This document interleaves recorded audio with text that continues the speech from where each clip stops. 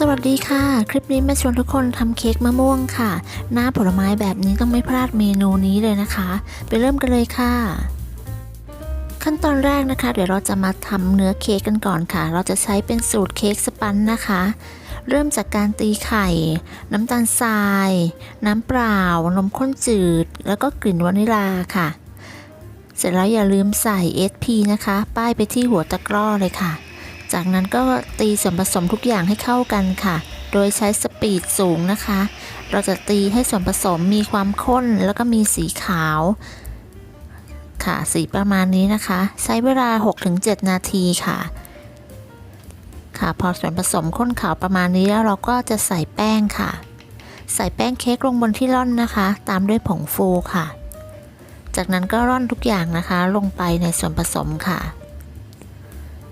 พอร่อนเสร็จแล้วเราก็จะตีต่อค่ะใช้ตะกร้อนะคะคนให้เข้ากันก่อนเพื่อป้องกันแป้งฟุ้งกระจายค่ะจากนั้นก็ตีต่อนะคะด้วยความเร็วปานกลางค่ะใช้เวลาตี2 นาทีนะคะให้ส่วนผสมเข้ากันค่ะจากนั้นก็จะนำส่วนผสมส่วนหนึ่งนะคะไปผสมกับเนยละลายค่ะเนยละลายนี้นะคะจะต้องเป็นเนยละลายที่มีความอุ่นนะคะอุ่นค่อนไปทางร้อนแต่ไม่ร้อนจัดนะคะค่ะพอคนส่วนผสมเข้ากันดีแล้วนะคะก็จะนำไปใส่ในส่วนผสมที่เหลือค่ะ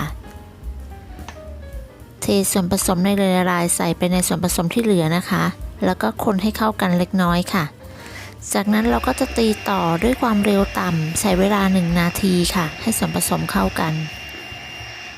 พอตีครบ1 นาทีแล้วก็ปาดนะคะใช้ไม้พายปาดด้านข้างค่ะเสร็จแล้วก็นำไปใส่ในพิมพ์เค้กค่ะวันนี้เราจะทำเค้กมะม่วงขนาด2 ปอนด์ค่ะพอใส่ไปในพิมพ์เค้กแล้วนะคะเราก็จะเคาะที่ก้นพิมพ์นะคะหรือกระแทกกับโต๊ะเบาๆ 2-3 ครั้งเพื่อไล่อากาศค่ะจากนั้นก็นำเข้าอบค่ะใช้เวลา 30-35 นาทีเป็นไฟบนล่างนะคะ170 องศาค่ะพอเค้กสุกออกมาแล้วนะคะเราก็จะนำไปพักไว้บนตะแกรงโดยการคว่ำไว้ค่ะแล้วก็พอเค้กอุ่นๆเนี่ยเราก็จะนำเค้กออกมาจากพิมพ์ค่ะใช้มีดแซะข้างๆแบบนี้นะคะแล้วก็คว่ำพิมพ์ลงได้เลยค่ะนำพิมพ์เค้กออกนะคะแล้วก็ดึงกระดาษที่รองอบออกค่ะจากนั้นเราก็จะพักเค้กไว้ให้เย็นนะคะพอเค้กเย็นแล้วเราก็จะมาสไลด์เนื้อเค้กค่ะวันนี้เราจะสไลด์เป็น3 ชั้นนะคะใครจะทำเป็น2 ชั้นก็ได้ค่ะส่วนเค้กด้านบนที่ไม่สวยนี้เราก็จะสไลด์ออกนะคะก็จะได้เนื้อเค้ก3 ชั้นแบบนี้นะคะเดี๋ยวต่อไปเราไปตีวิปปิ้งครีมสำหรับตกแต่งค่ะเทวิปปิ้งครีมลงไปในภาชนะที่เราจะตีนะคะจากนั้นก็ใส่น้ำตาลไอซิ่งค่ะแล้วก็เปิดสปีดสูงนะคะตีวิปปิ้งครีมให้ขึ้นฟูค่ะแต่ก็ระวังว่าวิปปิ้งครีมจะแข็งเกินไปนะคะให้คอยสังเกตดูด้วยค่ะพอตีวิปปิ้งครีมฟูดีแล้วนะคะเดี๋ยวเราไปปาดเค้กกันค่ะนำเค้กชั้นที่1นะคะวางไปในจานหรือที่รองเค้กนะคะเสร็จแล้วก็ใช้วิปปิ้งครีมปาดค่ะพอปาดวิปปิ้งครีมดีแล้วเราก็จะวางเนื้อมะม่วงค่ะหั่นเป็นชิ้นแบบนี้ก็ได้นะคะหรือว่าใครจะหั่นเป็นชิ้นเล็กๆเรียงกันก็ได้ค่ะแล้วแต่ความถนัดนะคะพอวางชิ้นมะม่วงพอใจแล้วนะคะเราก็จะโปะด้วยวิปปิ้งครีมอีกชั้นหนึ่งค่ะแล้วก็ปาดให้เรียบนะคะเก็บด้านข้างค่ะแล้วก็ปาดด้านบนจากนั้นก็วางเนื้อเค้กชั้นที่2ค่ะทำเหมือนเดิมนะคะใส่วิปปิ้งครีมลงไปค่ะแล้วก็ปาดให้ทั่วนะคะปาดด้านบนแล้วก็เก็บด้านข้างค่ะจากนั้นก็วางเนื้อมะม่วงอีกชั้นหนึ่งค่ะวางให้ทั่วๆนะคะเวลาตัดออกมาจะได้สวยค่ะเนื้อมะม่วงนะคะไม่แนะนำให้ใช้แบบสุกงอมมากนะคะเพราะว่าเนื้อเขาจะเละค่ะ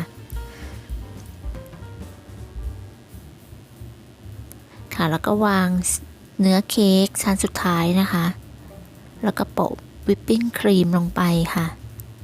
แล้วก็ปาดให้ทั่วทั้งด้านบนแล้วก็ด้านข้างนะคะพอปาดวิปปิ้งครีมเสร็จแล้วเดี๋ยวเราจะนำไปพักไว้ในตู้เย็นนะคะเสร็จแล้วเรามาทำไวท์ช็อกโกแลตกานาชค่ะนำวิปปิ้งครีมนะคะไปเวฟให้ร้อนค่ะแล้วก็ใส่ไวท์ช็อกโกแลตลงไปจากนั้นก็พักไว้ 2-3 นาทีนะคะแล้วก็มาคนให้ละลายค่ะคนให้ช็อกโกแลตละลายนะคะจากนั้นก็เติมสีเหลืองลงไปเล็กน้อยค่ะเพิ่มความสวยงามแล้วก็คนให้เข้ากันค่ะ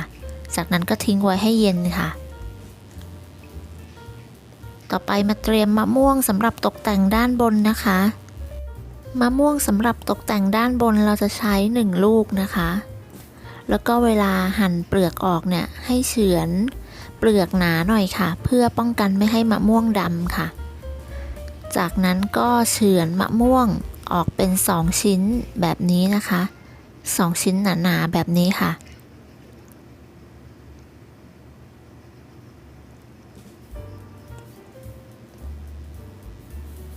เราจะตกแต่งเป็นลายกุหลาบนะคะแล้วก็อีกส่วนหนึ่งก็คือจะตักเป็นชิ้นกลมๆค่ะ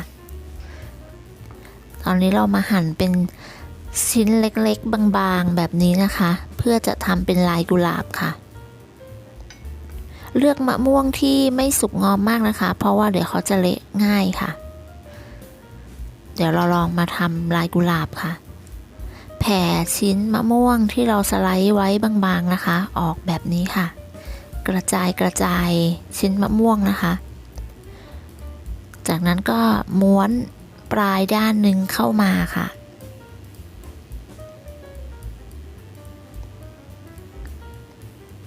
ม้วนปลายด้านหนึ่งเข้ามานะคะแล้วก็ม้วนปลายอีกด้านหนึ่ง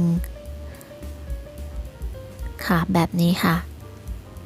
ก็จะออกมาเป็นลายคล้ายๆดอกกุหลาบแล้วค่ะง่ายแค่นี้เองนะคะ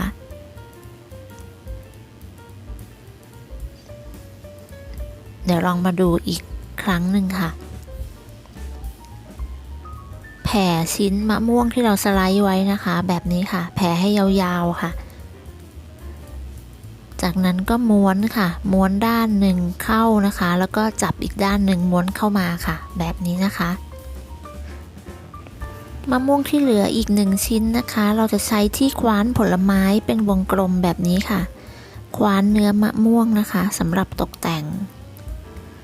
ถ้าใครไม่มีที่คว้านแบบนี้ก็อาจจะใช้ช้อนก็ได้นะคะหรือจะตกแต่งเป็นอย่างอื่นก็แล้วแต่สะดวกเลยค่ะต่อไปเราจะมาราดไวท์ช็อกโกแลตกานาชที่เราทำไว้นะคะ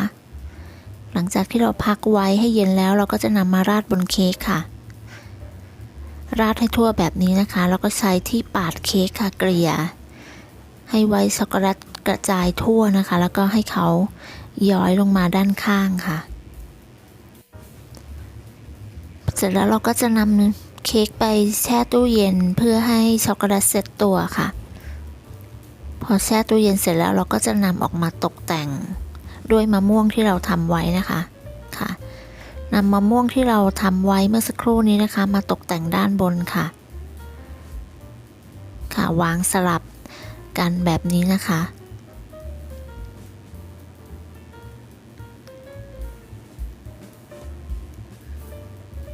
จากนั้นก็ตกแต่งด้วยใบสะระแหน่เพื่อความสวยงามนิดหน่อยค่ะเสร็จแล้วค่ะสำหรับเค้กมะม่วงของเราต่อไปเดี๋ยวเรามาตัดชิมกันค่ะเนื้อเค้กนุ่มนะคะตัดลงไปรู้สึกได้เลยค่ะว่าเนื้อเค้กนุ่มมากค่ะหน้าตาสวยงามเลยค่ะน่ารับประทานมากเลยนะคะเดี๋ยวเรามาตักชิมกันค่ะเนื้อเค้กนุ่มนะคะวิปครีมก็นุ่มค่ะในส่วนของเนื้อเค้กจะไม่หวานมากนะคะแล้วก็วิปครีมมีความนุ่มค่ะ